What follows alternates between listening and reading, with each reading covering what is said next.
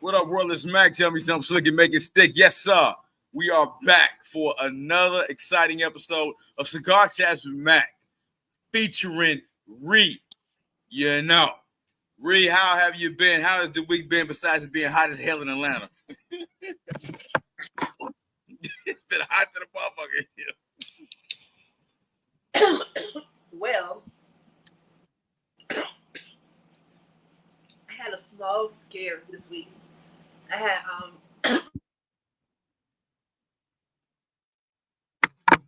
Don't know what happened to REE on that. I hope we.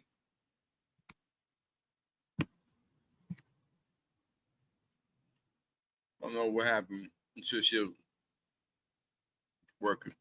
She'll get back in soon. Anyway, man, hope everybody is having a great week. Appreciate everybody, man, for rocking with us. Hey, if you have not seen the latest episode of Cigar Chats with Mac featuring the one, the only, the great B. Cox, man, we did a phenomenal job of talking about 90s nostalgic. Like some of the, man, we went over some of the best movies of the 90s. Boomerang, man, shit. Juice, Boys in the Hood, Above the Rim. We covered some of the best movies. I mean, some real true hood classics. Friday, we talked about the evolution of female MCs. So if you have not checked out the episode, man, you're playing yourself. Go check it out. Seriously. All right, let me get Reed back on stage. I don't know why people calling me. You know what I do on Saturdays? Sorry about that, guys. But anyway, I was saying I had a slight scare this week with my face. I woke up on Tuesday morning and my face was slightly twisted. So I felt like I was having a stroke when I woke up. So I didn't go to work. I didn't do shit. I didn't even go to the doctor because I was sitting here contemplating, like, did I just have a stroke? Because none of my body was like numb or anything like that. So I was like, okay, I got to do some thinking about my lifestyle and the things that I partake in. So my week was interesting. You know, it made me have a reality check and know that I'm not young like I used to be. And certain things I can't do like I used to do. So other than that, my week was okay. How about your week? How was your week? My week was amazing. A really great week. Had a short week. It was Juneteenth. We had a Juneteenth for the Thursday, and Friday I took off from a corporate gig. Had another movie audition today, so fingers crossed on that one, man. Yeah. Did two more voiceovers. It's been a great busy week. Had a phenomenal episode of Me and B. Cox. I want to remind y'all again, go watch Me and B. Cox. We put shit down last Wednesday. I watched it. Yeah, of course. Well, I heard what you were saying. Talking about y'all the most requested podcast. Shout out to B. Cox. B. Cox is that nigga. He that nigga. I did several podcasts with him, and I'm forgetting how old I am because he is very smart. And he remembers a lot of shit. Like he's a very smart person. I like him. I love that. It was a good podcast. Y'all went in on the movies. You wasn't there for the movies? No, y'all. I was there for the movies. I was saying y'all went in on those movies, like, you know what I'm saying, telling about the time and how y'all felt and where y'all was in life. I was really like, and you know, it was interesting. You was outside too. You was outside when the movies was out. Me and you was outside together. Yeah, for sure. All right, y'all. Well, now it's time to get into everybody's favorite portion. REE giving us the update on the Diddler. REE, what the fuck has the Diddler been doing? Because we got a lot of people that's got some litigious things going on. But we're going to get to them, folks. Kick it off, REE, with the Diddler news. Yeah. I mean, this week, it was just the same old. It was interviewing assistants. He had the white boy. I forgot his name. I think his name was Derek. I'm not for sure. But he was talking about how he used to run drugs for Diddy. He'll set up certain stuff, buy the drugs, get the hotels ready, and all that stuff, whatever. Diddy, I wasn't really into Diddy this week. I was more into Tyler Perry. So it was more so the same old thing. They about to wrap this shit up with Diddy, though. Like this Tuesday, it's going to be the final day. You know what I'm saying? The prosecution and everything, they're going in on Monday, but their final everything. Diddy's he's going to jail, but he's not gonna be in there alone. You know what I'm saying? He's not gonna be in there alone. He's gonna go to jail because I mean, because of his lifestyle, and unfortunately, all the black men who have money, they get a little crazy with the things they can do with their money, and they forget that they are human. They're a human person. They're not, you know what I'm saying? They're not tangible. Like they're not intangible. You can touch them. But I think in their minds, they feel like this money is power and I can do what the fuck I want to. So this was supposed to happen. I mean, he's been doing this shit for decades. 3 decades? Yeah, 3 decades. So all I gotta say about Diddy is that count your days. Because you're going to jail. You know what I'm saying? I mean, like I said, because they had wrapped up Jane Doe last week or whatever. That's allegedly 50 Cent baby mama. Or whatever. So it's like a lot of stuff, 50 Cent going in on her, on his page. You know what I'm saying? He playing like audio of Diddy supposedly eating her out and shit like that. Like, it's become like a shit show. At the end of the day, like, you know what I'm saying? Like, we already knew half of this stuff, but now we know it's for real, not just rumors. This really happened. He really thought he was that nigga. You know what I'm saying? Money corrupts people, and he had a lot of it. You know what I'm saying? So, anyway, I don't really have too much to say about Diddy. I really didn't. I wasn't really gravitating to his story this week as much. Because it's pretty much at this point. You're going to bring them up. You're going to bring them up. I was gravitating towards like Tyler Perry and Fat Joe and other people that I know you're gonna bring up. So yeah. So it's a little short thing about the Diddler. He's going down. He's a nasty nigga. Nasty. Nasty. So yeah, I don't really have no much to say. I'm sorry guys. I can't really dive in. It's at the end of it. And y'all already know up to this. Yeah. You said that last week, Bree. You pretty much saw this is pretty much it's a shit show. Wrap this shit on up. Got it. Wrap it up. We're tired. All right. Well, thank you, Ree, for that. That's real shit. It ain't too much more to really goddamn talk about. Give his ass this little slap on the wrist sentence, sit him away for a couple of years, and his homeboy go get him out of there, and then y'all gonna be like, man, Mac and Ree told y'all first. Anyway. Moving along to the perfect segue, Tyler Perry sued for sexual assault by the Oval actor. According to reports, Tyler Perry is facing sexual assault allegations from the Oval actor Derek Dixon. According to a lawsuit obtained by TMZ, Dixon claims Perry first approached him at a 2019 event, asked for his number, and hinted at a possible role. In January 2020, Perry allegedly invited him to his Atlanta home. After drinking too much, Dixon says he passed out in the guest room. Perry got in bed with him and touched his thighs. Though he says he rejected the advances, Perry allegedly remained interested.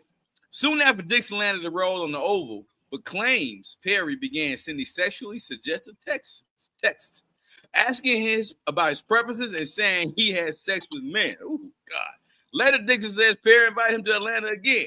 And this time, the encounter took a darker turn. He alleges Perry started a sexually charged conversation, asked if he likes it rough in bed, then grabbed him by the throat and said, "Look how excited you just got." Dixon says he pushed Perry away, ending the incident. Ree, kick it off. Well, Tyler Perry has been rumored for years of being gay. You know what I'm saying? When he first came out with Madea back in the 90s, he used to hang with gay guys all the time. And he said he couldn't say he was gay because he wasn't going to be accepted by everybody. So he kept that shit kind of on the low. You know what I'm saying? And then he started getting successful. He really had to keep that shit on the low. But everybody still had, speculations about his sexuality. Because in Atlanta, he would go to the gay clubs. He would do all that shit. He had a gay crew he would hang with. But as Madea started getting more success, because he was doing the chitlin circuits, like he was all around like the South, Mississippi, Louisiana, Alabama, all the shit or whatever. So he started getting money. When he started getting money, he started changing that shit up on how he's gonna present himself to the public. He's not gonna come out as being gay. He's gonna be coming out as heterosexual or whatever. And other actors before this particular guy has said they was assaulted by him, sexually assaulted. They never said a name, but it was hinting it was him. You know what I'm saying? Right. This is my thing with a man with money. It's so many men out here that you could have a relationship with that would have kept that shit on the hush. Y'all are trying to, the man of money is a man with Shannon Sharp. Y'all are going after people who don't want that shit. Right. And y'all are forcing it upon them. Like, you know what I'm saying? You're manipulating them. Like, he was manipulating him with roles. I'll get you a role. He started paying him more money. You know what I'm saying? He's trying to get him, trying to get in his skin. And it's fucking you up. It's fucking your big ass thing that you have blown up by yourself. You can become a billionaire from your Medea plays up into your movies you start producing, being an actor. You're ruining all of this because of this. $260 million? You probably get like 5% of that. They're gonna negotiate. So it's good it's a suit. You know what I'm saying? They're not going to court because then there'll be more money and there'll be wrap this shit up. Pay a nigga and let this go to bed. I just feel like Tyler Perry, you're too old. You should know better. You hang with Oprah and Gail. You see how they kept it friendly. We know their relationship like, but you know what I'm saying? They kept it friendly. They besties. You could have got you a bestie, you know what I'm saying, or whatever. But you want to be out here fucking with niggas who ain't want you. They ain't trying to fuck with you like that. They trying to get your money, but they ain't trying to fuck with you like that. You know what I'm saying? So I just feel like at the end of the day, these people who are big and got money and shit, find some people who are down with that shit. You can find so many people out here in the world who are down with that. Why you can't seek those people? They will keep that shit on the hush. They'll get that money and keep that shit on the hush and live their life. But you want to pick somebody who ain't trying to live like that. You know what I'm saying? But they gonna get that money grab. Oh, hell yeah. You got money, I'm gonna get it. You got the money. Like I said, strippers last week, you got the money, I'm gonna get it. You got the money, I'm gonna get it. And then he started saving those text messages. I read mostly all of them that were out, and they were like kind of like it was satire, it was playful flirting, but you know it wasn't nothing like to say, oh, it was shit that just like he's flirting with a bitch. You send her texts, sending her pictures of you so she can say, oh, you look so sexy, you look hot, or whatever the fuck, and then she ain't really saying what you want her to say, so then you getting like a little mad, you know. I just wish that the Tyler Perrys and the Shannon Sharps meet people in their lane. It's disappointing. It's disappointing to me. What do you think? What are your thoughts?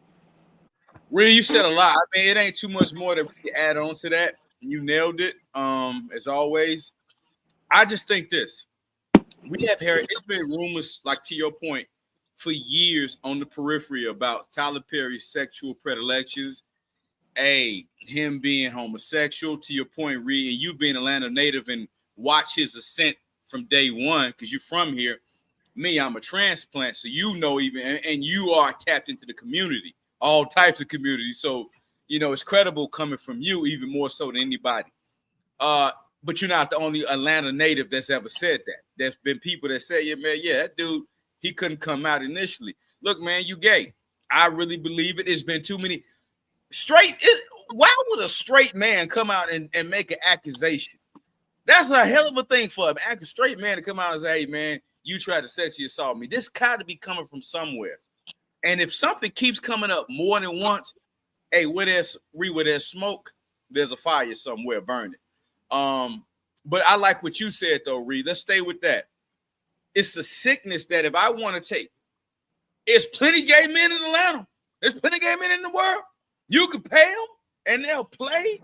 Like you said, REE, they'll be your boy toy and stay out the way. Hey, if that's your cup of tea, that's not mine. Don't even want to figure that out. But if that's your cup of tea, there's some boys that you can play with, have y'all do y'all thing. They cool with that. But that's not it, REE. The perversion is trying to take somebody that's not of that lifestyle and convert them. So there's a sickness and perversion to it. If you're just a straight gay cat, that's your cup of tea. There's a community of people that will, be your boy toy happily and take the money. But you trying to use your power. You're trying to extort people, blackmail people, finesse people. Hey, you do this. Hey, man, these are straight. Hey, these guys, they ain't going that way. They don't want to.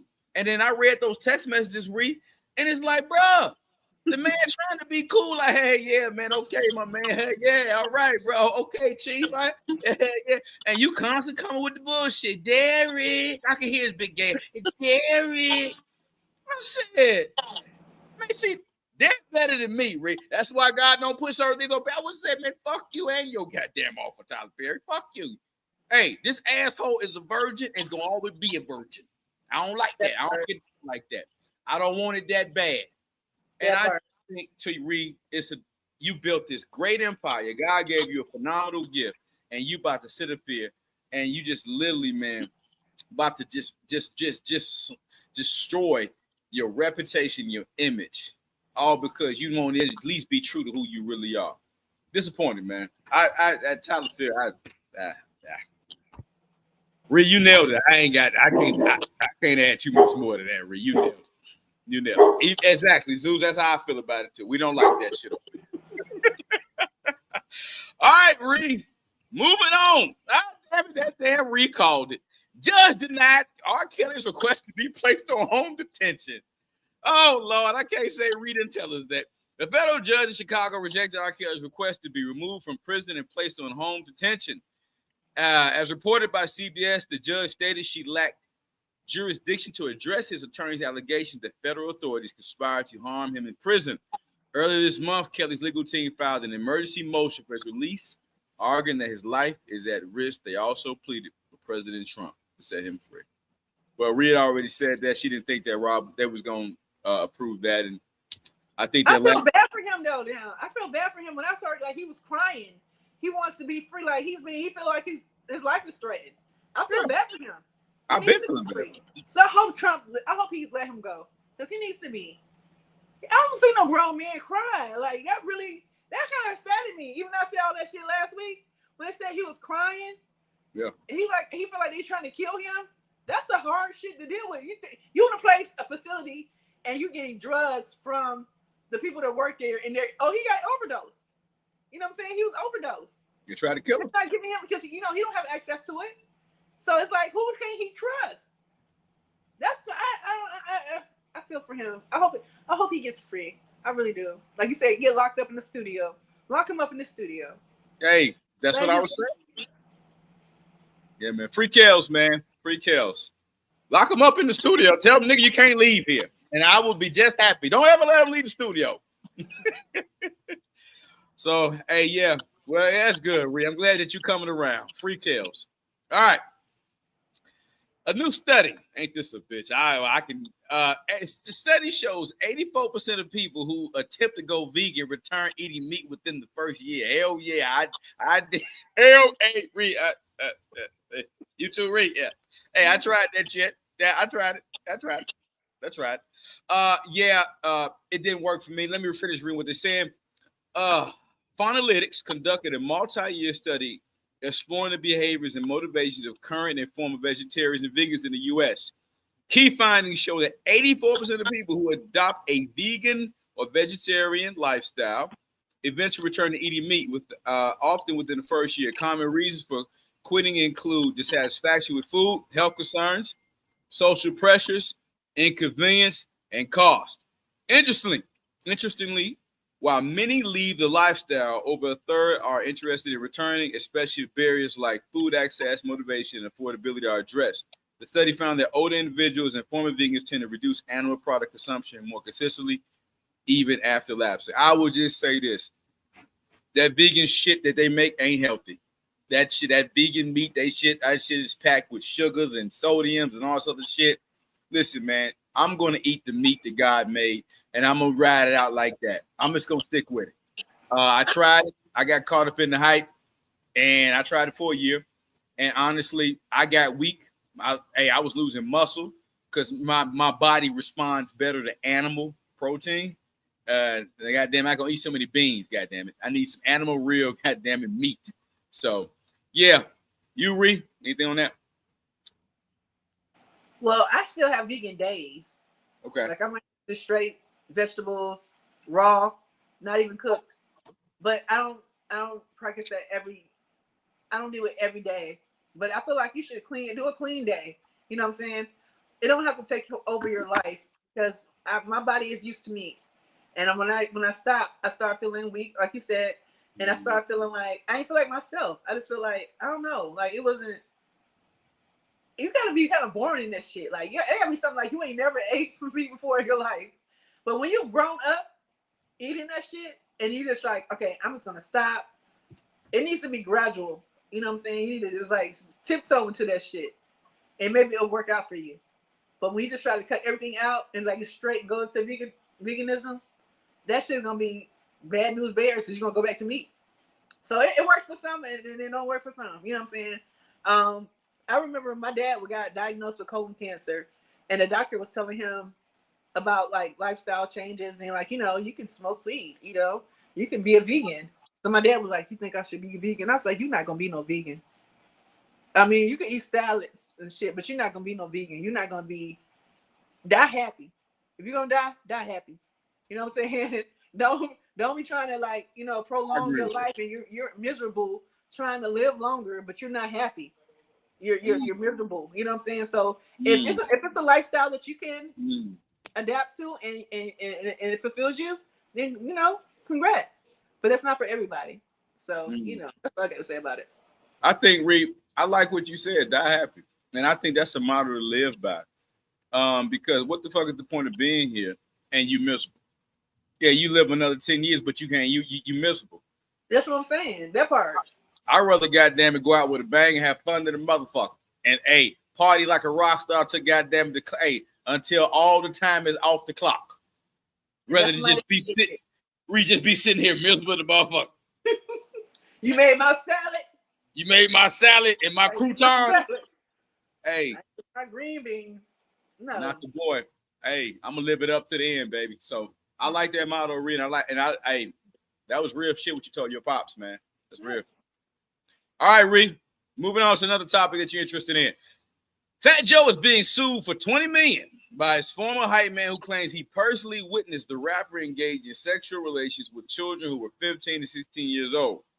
According to Variety, Dixon is alleging that his former boss, whose real name is Joseph Cartagena, engaged in coercive labor exploitation, financial fraud, sexual manipulation, violent intimidation, and psychological coercion.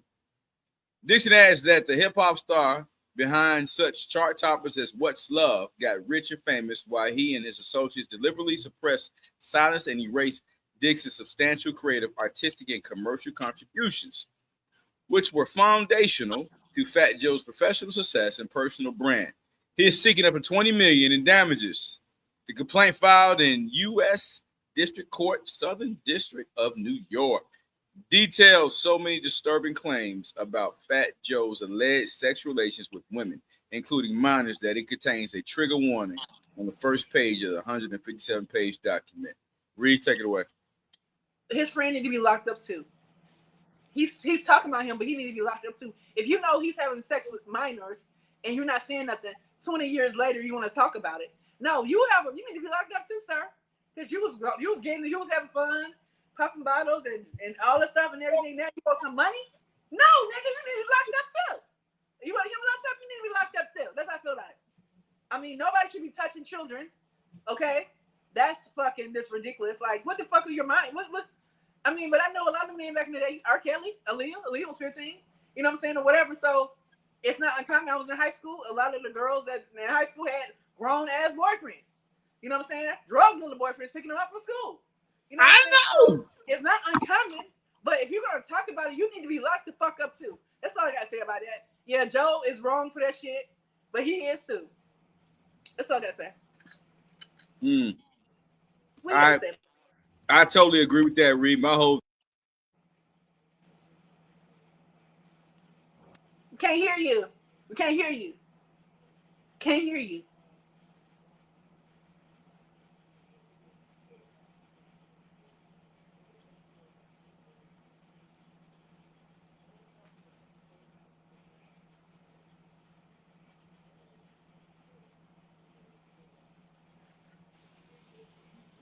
I don't know. Maybe now.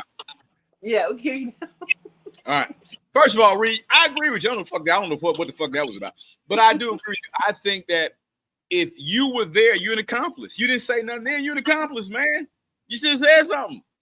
And when did it become? When did your conscience bother you? When your bank account was on zero? When did all of a sudden you have this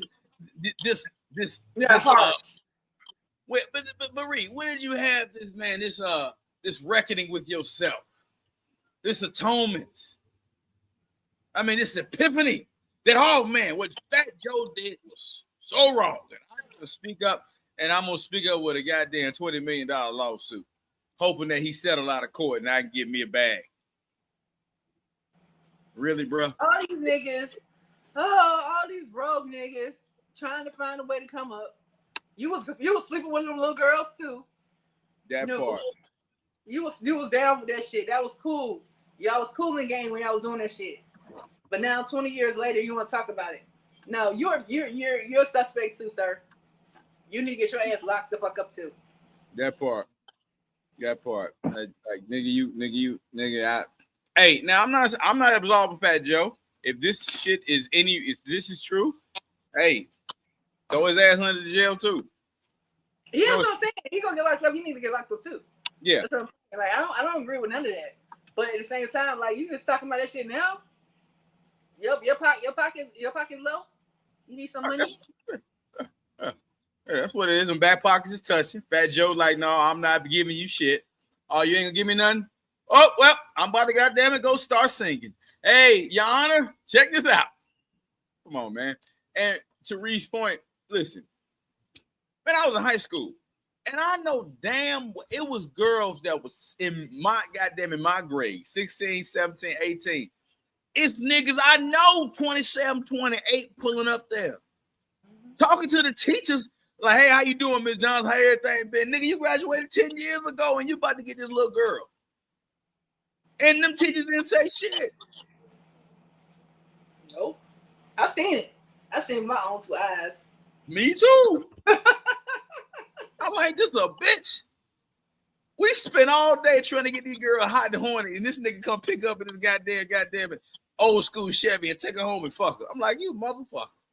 Buy her some tennis shoes, get her a princess bracelet, get her a pink ice ring, you know, get her a little razzle dazzle. Man, who couldn't afford? Man, oh man.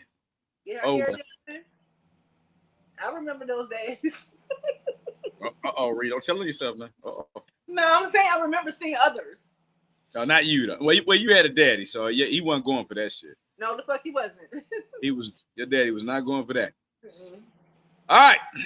Many restaurants are starting to add a living wage fee of 18% on top of the cost of the meal to cover payroll expenses for their staff. More restaurants are now including an 18% living wage fee on customer bills. The charge helps cover payroll costs and provide staff with a steady, fair wage instead of relying mostly on tips. What's the purpose? The fee goes directly to staff wages, helping ensure more predictable income. It's a response to rising labor costs and growing pressure to improve working conditions in the service industry. What it means for diners. This fee may appear in addition or instead of a traditional tip. Some restaurants still allow tipping on top, but others consider the fee a full replacement. The change can be surprising, but is usually noted clearly on the receipts and menus. A shift in the industry. The living wage fee reflects a larger shift toward fair pay for service workers. While it may raise the total cost of dining out, it supports a more sustainable and respectful pay model for restaurant employees. Man, how the fuck you gonna charge me more? Them your motherfucking employees. Them your motherfucking employees. You hired these motherfucking people. You gonna charge me? Yeah. Oh, so now if they got this living wage tip, well, they can give me some bullshit service then, because they know they don't need a motherfucking tip. My tip already baked into the pie, sir. Oh, hell no. Oh, kiss my ass. This is stupid. You're going to charge me a living wage. I don't have no problem if I believe if you do a good enough job. First of all, stop paying them damn people shit fee pay. It's simple. Pay people more, they will perform. And the people that don't perform, you can get rid of them because somebody else will want that job. It's not hard, America. And then two, if you do a good job in anything, you will get rewarded. If you're a great server, somebody gonna give you good tips. You're gonna get them. But you're gonna sit up and make me and offset your cost on our bill. Oh, guess what? People don't have to go to your restaurant and they ain't got to eat out. Fuck you. So I gotta say about that shit. That pissed me off. 18% on top of the cost of the meal. The devil lied to you about that one too, motherfucker. Go ahead, Reed.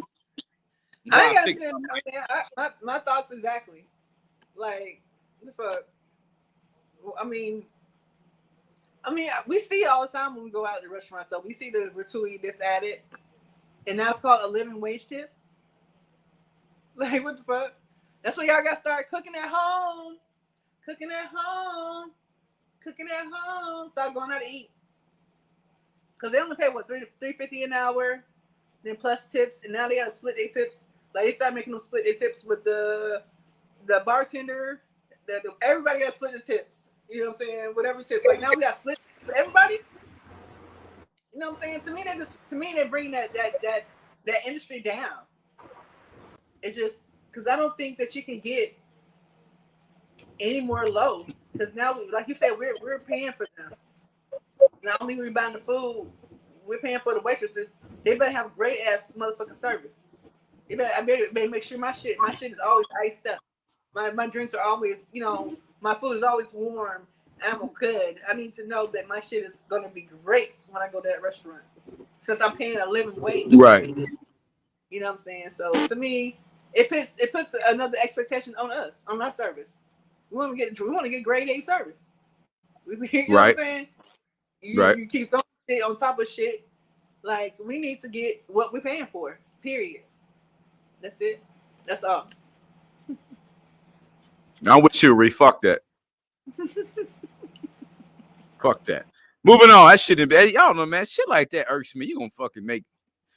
Anyway, moving on. Girls who have active, involved dads are 75% less likely to deal with depression and tend to have more confidence and self-worth as they grow up. Rhea is living proof of that. Daughters involved with fathers are 75% less likely to struggle with sadness or low self-worth. They also tend to grow up with more confidence and make more thoughtful choices. According to the Journal of Family Psychology, a father's love isn't just emotional. It lays the foundation for how a girl sees herself and the world. At the same time, sons learn by watching their fathers. Boys with engaged dads often do better in school, manage their emotions more easily, and avoid behavior issues. Fatherhood is more than being present. It's about shaping strength, stability, and emotional health for the next generation. Yeah. I agree with that. Go ahead, Reed. You kick it off.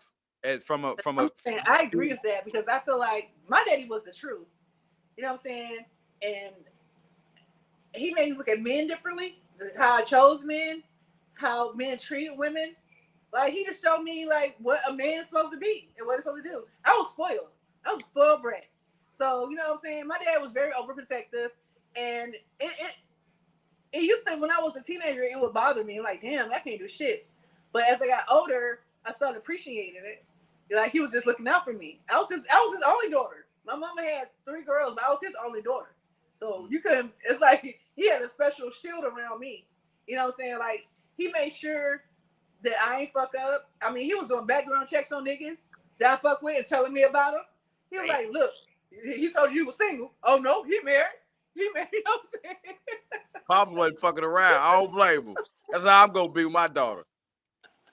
So it was just a different lifestyle. It made me look at, like, I do have self-esteem. He always told me I was beautiful. He always spent money on me. He always let me know I need to have my own money. Don't depend on no man for no money. Like, he was insurance shit in me. He was teaching me the game. Like, oh, that nigga ain't shit. And he'll tell me why the nigga ain't shit. You know what I'm saying? And why I shouldn't want to build with this person. You know, like, sometimes, you know, when we growing up, we want the bad boy. But my dad was like, let me show you about this bad boy. And he'll do a police report on this nigga. And he was like, and he'll tell me shit. And I'm like, oh my God, why'd you do that? That ruined my life. I want you to see what the fuck you like. This is what you like, right? I'm gonna show you what you like and what you're gonna be dealing with when you're dealing with this type of nigga. Why the fuck you want this type of nigga? You know what I'm saying? Like, he would question me and shit about certain stuff. So it was just, I think it's very important for men to be in their daughters and their sons' lives, because especially if they're a good father, you know what I'm saying? And teaching them things or whatever. Like, he made me just look at life differently. I don't know. I love my daddy, so I don't know. I think that's a true statement. That's all I got to say about it. Shout out to your pops for being a great dad. Yeah, I don't have a daughter. I got sons. I can't speak to the part about my sons. When a father's involved, boys that have their dad aren't as emotional. They're not, and that's the problem. That's why you got so many little boys out here spazzing out because they motherfucking they mimicking their mama when no men around. They getting emotional and they just want to go shoot somebody. They're acting on. Men should be governed on discipline and principles. Men should not be goddamn governed on emotions. Women are governed on emotions. Well, I feel I'm right. A woman can get away with that. A man can't do that. You got to be governed on principle and discipline. I'm going to do what's right because it's fucking right to do it. That's how men should be. And when you take fathers away from kids or fathers don't show up for kids, either of the two, you produce boys that are fucking goddamn it that got emotions like a fucking woman because they're mimicking who they saw. And obviously, to Ree's point, when you have a woman, and you can tell dating women who have had fathers, total difference. They have a certain respect for men. They know to let a man finish his statement. They don't cut men off. They respect men. They value men. They uplift men because they had a dad that they respected. Even if though they came across some ain't shit niggas, they still had a dad that said, hey, that they could say, well, I know one good man, so there possibly could be another one. So shout out to Ree and your pops, Ree. That's real. Thank you. Happy Heavenly. For sure. Happy Heavenly Father's Day. All right. Men now value personality more. Women's prioritize looks. Let's see. The long-held notion that men prioritize women's looks while women value men's personalities may be shifting, with a recent survey showing results trending toward the opposite. Whippy, a social discovery service, released a survey Thursday in which 1,000 young people shared their views on dating and marriage. The majority of respondents fell within the 25 to 34 age bracket. Within that range, 65.2% of the respondents were male, 54.2% were female. When asked what they value most in a potential partner, 73% of men said personality, while 70% of women said physical attractiveness. Well, let me say this. As a man, I have had some of the finest women God ever blew breath in. God, yes, I have. And the majority of them had shit personalities. I ain't lying, Ree. Very rare. Are you gonna meet a fine woman with a dope personality? There's some. But after I didn't experience your beauty, you born. Most of them are some of the most boringest ass women I've ever dated. But when you think about what you want in a partner, I want somebody that's cool. We can laugh, we can joke. Like Ree was talking about last week, cooking, having fun, going out, laughing, tripping. You know what I mean? Playing spades, domino, whatever, all that type of shit. She know, you know what? Your mood swing. She know, oh, okay, this nigga like to get his head, he like to get his dick sucked early in the morning. Or this nigga need his dick sucked at night. She know his mood. She know how to cater to a man, pamper to a man. Just saying. But that super fine ass girl, man, most of them too wrapped up in themselves, Reese. So I can attest to that. Give me a cool chick to be in my house that got good person. We can watch the Chicago Bears, goddamn it, finally win a Super Bowl together. Give me that chick. Go ahead, Reed, carry it away. Well, I've always gotten whatever man I wanted, and I've never been their type. But I'm clever. You know what I'm saying? I'm cool as shit. So they fuck with me. You are cool, Reed. Gravitating towards me. I've never, like, every nigga I've been with that's long term, I've never been the typical type. You know what I'm saying? Or whatever. So to me, that proves that fact. Like, people are with you because of your personality, what you can bring to the table, how you make them feel about themselves. And it's not about the looks. I know a lot of fine bitches who got big asses and shit. And a lot of them can't keep a man. Huh? They can't keep a man. I didn't mean to cut you off. I'm sorry. They can't keep a man. They can't keep a man and they can't fuck. They can't fuck. Oh, let me tell you. Oh, go ahead. I'll get on that in a minute. You go ahead. Go ahead. I'm just saying. So I think a lot of times what people are attracted to, maybe the physical, whatever. Like you said, you get to know them. They're boring. It's like, what you got going on? And it's just like, it's dead silence. There's no communication. It's just like, oh my God. When y'all go on a date, it's boring. It's like, what are we doing here? You know what I'm saying? Nothing. Exactly. So and then when they start liking women for their personalities, they be having fun. They be like, "What's up?" You know what I'm saying? And to be honest with you, I feel like women have become more shallow. You know what I'm saying? As far as the physical looks and stuff like that, or whatever. And that shit is dead too. Because I've dated dudes who fine as hell, and it was like boring. It was like they always thought about either they was working out, all they do was work out, do the protein shakes, whatever. Fuck, they didn't know how to do nothing else. Like it was just like, you so lame. You know what I'm saying? Get me out of here. So I started looking at guys' personality, and I think men are doing that now, and that's a good thing. I've seen that too with the TikTok couples. I mean, people like, you don't think they would be together, but they be together. I'm like, okay, they be so opposite.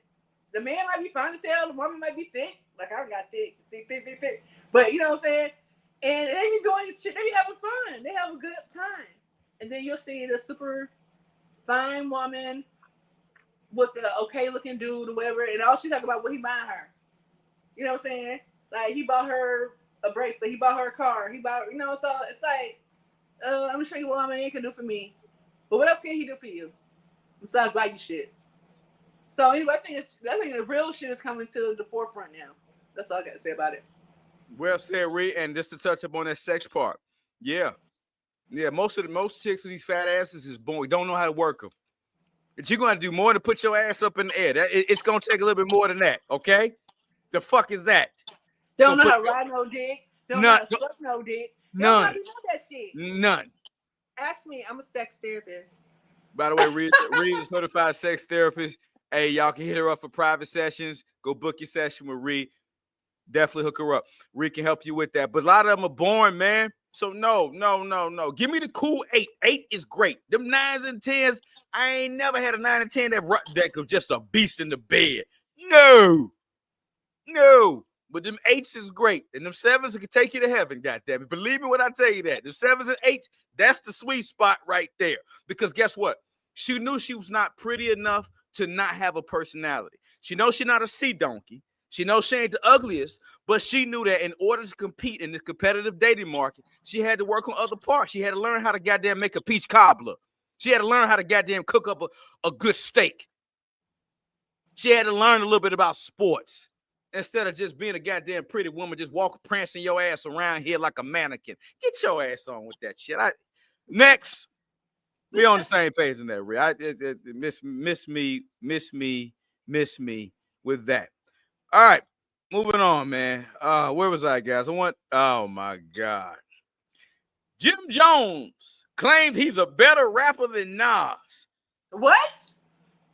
Yeah. Jim Jones claims he's a better rapper than Nas.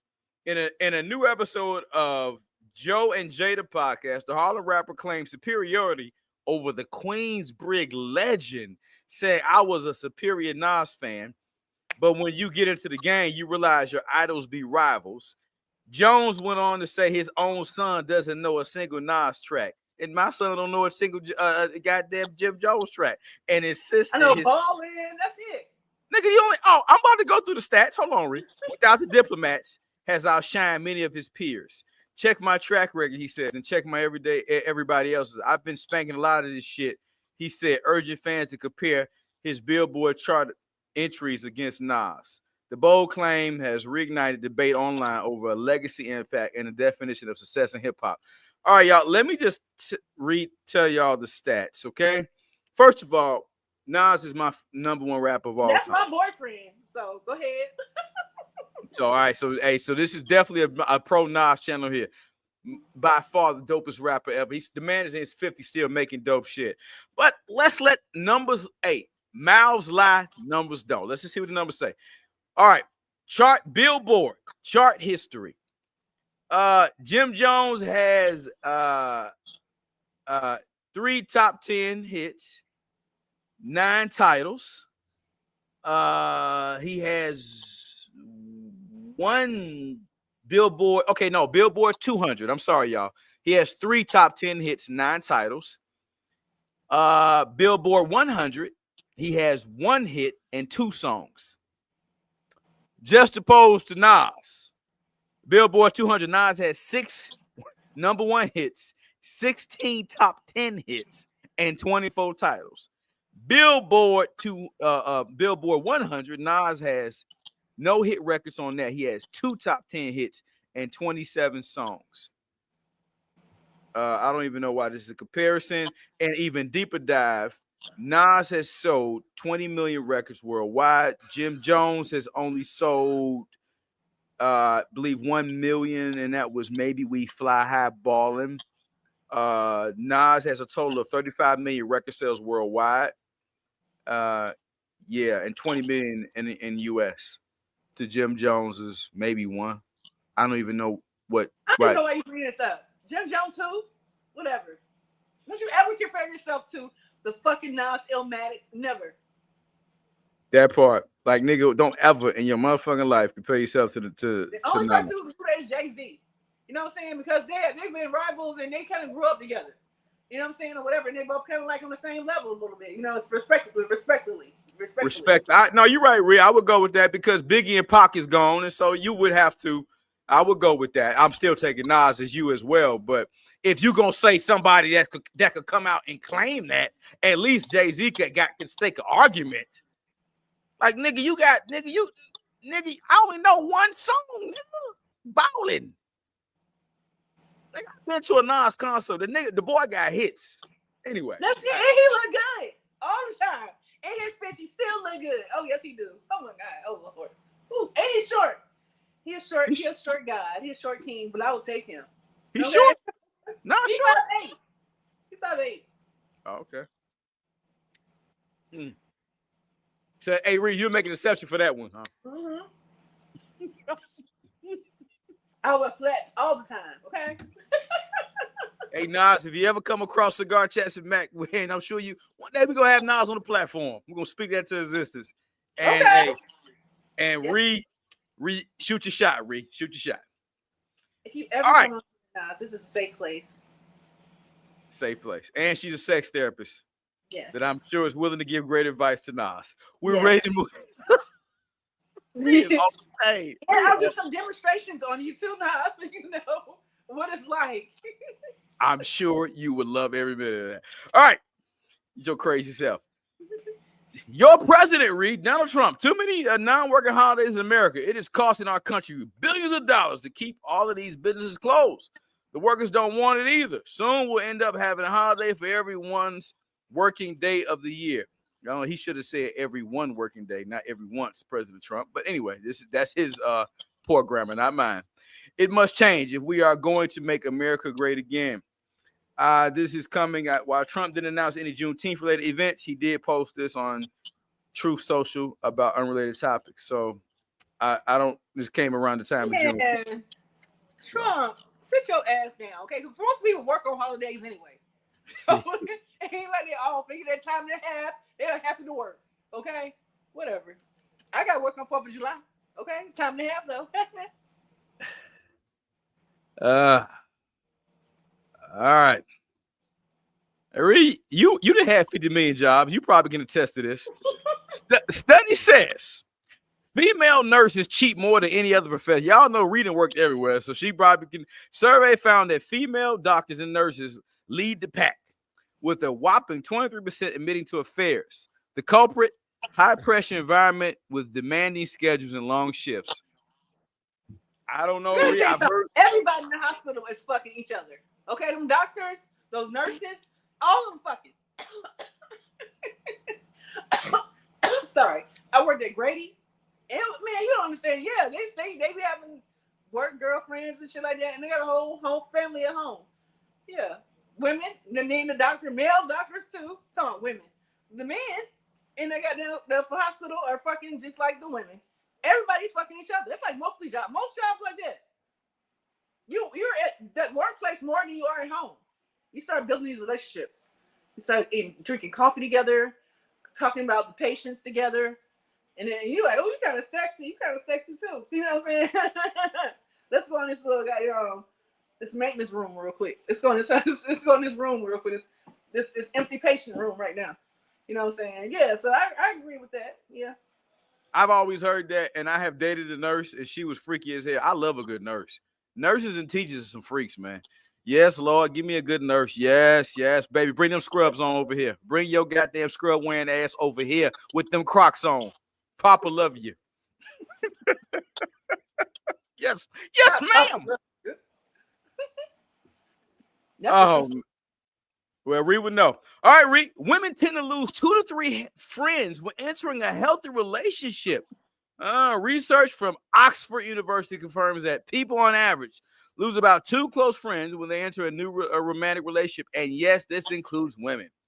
While the study shows the trend applies to both genders, the impact often feels more personal for women whose friendships can be deeply rooted in emotional connection and consistent communication.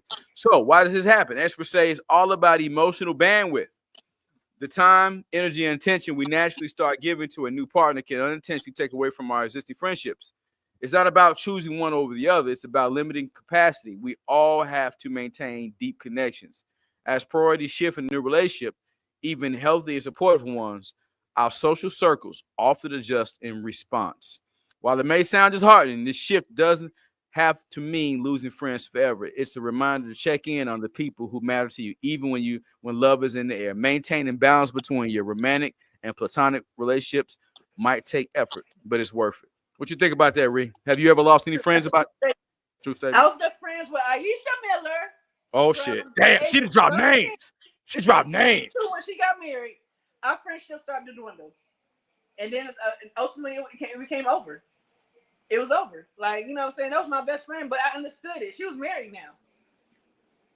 It's a different type of, you got to put more into, if you're working already your career, and now you have a man, and he's getting most of your time, and then you start involving children, shit changes. I was single for a long time. Like, you know what I'm saying? I didn't get married until I was 29. So it was like, when I was in my 20s, I was living my life. She was married at 22. You know what I'm saying? So, like, our lifestyles changed, and it ended, unfortunately. You know what I'm saying? Or whatever. But, I mean, that's just a true statement. I mean, I lost my best friend. She was my best friend. And I was like, what the fuck? But then I was like, you know what? I understood. When my mama sat down to me, she was like, she is a married woman. Yeah. You ain't married. Her husband don't want her out with you. You a single woman. You can't be bringing single men. Like, it's just this don't go together. You got to respect that, okay? Respect that. Still love her, but just know that things are different now. So I had to learn that at a young age. So that's true. I don't know too many guys. You know, women. I heard women fall out about that. A lot of times, some women can be jealous of other women. But for the most part, with guys, if they your real partners and they see, hey man, he married, man, I get it. They might tease you a little bit, but guys tend to be more. All right, man, that's what's up, man. You got you a good girl. You seem happy.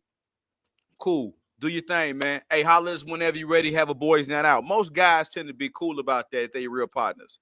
So I don't see that on a lot from guys, but I have heard women, they ain't got no man and you got a man. Oh, they be on that bullshit. So my best friend now, Brandy Austin. If you're watching this, I know she's probably gonna watch it too, because she said don't bring up none of my business. But when she get a man, oh yeah, she ain't calling you, she ain't picking up the phone, none of that shit. But I've learned that about her. I've learned that, and I respect that shit. Yeah, so I'm still here. All right. Hey, Brandy. Now, if Ree get a man, you might not hear from her ass either for a while either. Goddamn. Fuck won't. Show the fuck won't. I know that's right. Ree said, "Goddamn, I give me a man. I'm gonna go ghost too, motherfucker." All right, y'all. We're coming up on time. We got a few minutes left. Buying things with physical cash makes you foster a stronger physical connection to money, which makes you more happy, research says. A study from the University of Surrey found that paying with physical cash helps people feel more connected to their money than using digital payments. Researchers say that holding, smelling, and counting cash gives a stronger sense of ownership, which can lead to more careful and thoughtful spending. On the other hand, paying digitally can make people feel more removed from their money, often leading to quicker, less mindful purchases. As we move more toward a cashless society, the study suggests it might still be helpful to keep some physical aspects of paying in order to stay more aware and controlling your finances. I mean, I will say this: when you got physical cash, it's something about seeing that money disappear it makes you like, do I really need this shit? Versus digital, you Apple paying every motherfucking thing. You goddamn, you just swiping your card. I mean, you can look at your statement and all of that, and then, yeah, you bounce it. But when you got that cash in your hand and you feel that shit either adding up or going away, it gives you a different connection to it. I have to agree with that. I agree with that. Ree?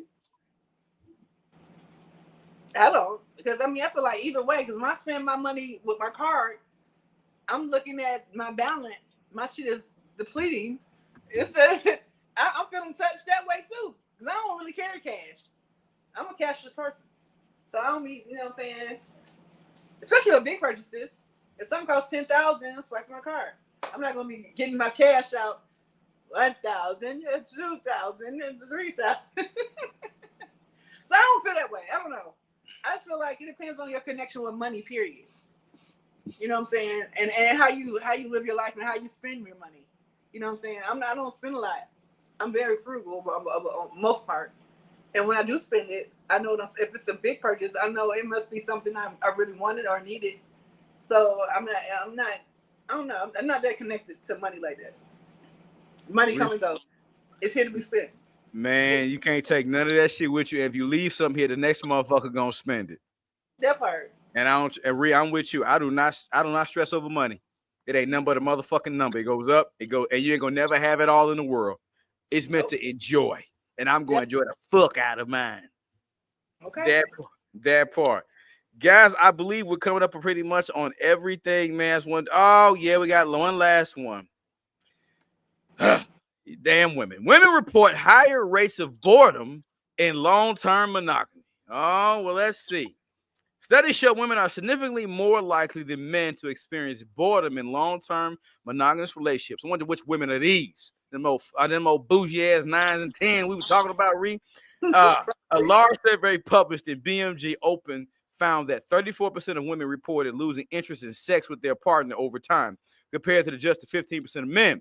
Additional research from the Journal of Sexual Medicine and SitePost confirms that for many women, sexual boredom, not emotional connection, is the leading cause of relationship dissatisfaction. Experts say women desire is more responsive to novelty, intimacy, and emotional connection, while men often sustain desire through routine. It's not that women are less committed, it's that monogamy affects them differently. Man, that's the old boring, bougie-ass women. I ain't going for that shit. Go ahead, Rick. I don't know. Being married for 12 years, you know, you in the beginning, we was fucking all the time, okay? All the time. Okay, don't stop. Don't stop, get it. But then, real life happens, you get working, you gotta make that shit work. You know what I'm saying? You're not fucking as often, but I don't know, I didn't get bored with it. I didn't feel like, well, this nigga boring to me. Because when we had sex, it was tough, okay? You feel me?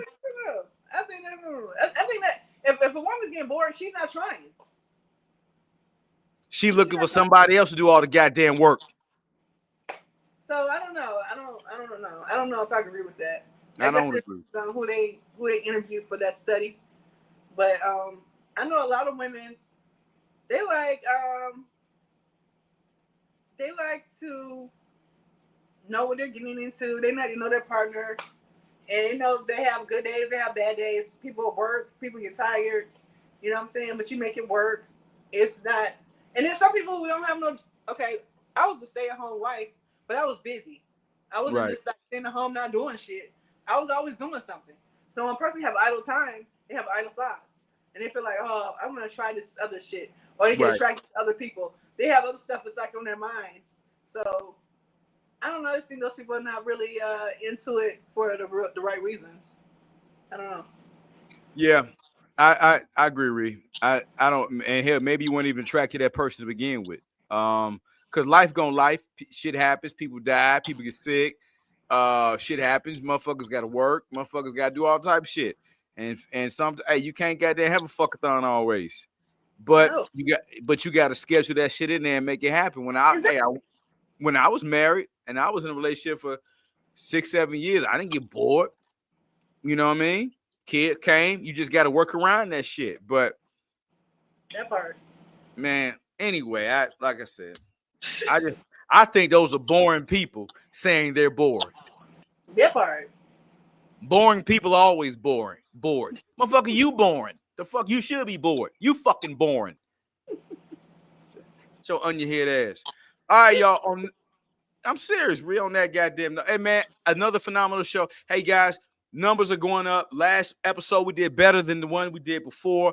Keep subscribing, keep sharing, keep growing. Man, Cigar Chats and Mac featuring REE. You know how we do it, y'all. Man, appreciate the love, everybody. We will see y'all next week. REE, anything you want to say to the people before we out this motherfucker? Every week I say this. I want you guys to subscribe, like, and share, and comment. And we love you guys. And I appreciate y'all for taking time out to watch us. You know what I'm saying? Ugh. We out. Make sure y'all, man, look out for them reels. You know, they coming in hot. We out. All right, bye. Bye, y'all.